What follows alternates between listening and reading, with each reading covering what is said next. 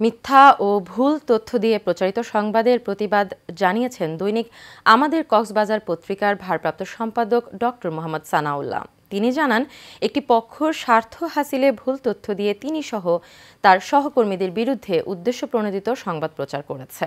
বিস্তারিত ডেস্ক রিপোর্টে। আমি পৌঁছাতে আরো 2 ঘন্টা মতো লাগবে, মনে হয় 2-2.5 ঘন্টা লাগবে।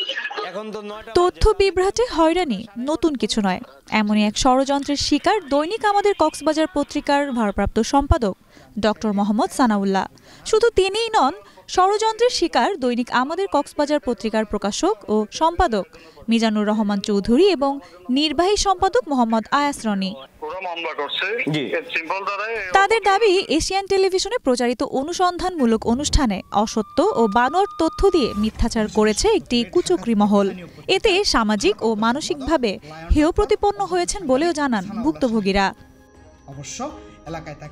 প্রতারক এই চক্রের বিরুদ্ধে কঠোর আইনি ব্যবস্থা নেওয়ার পাশাপাশি অপপ্রচার রোধে গণমাধ্যমকে আরও সতর্কতার সাথে সংবাদ পরিবেশনের পরামর্শ ভুক্তভোগীদের।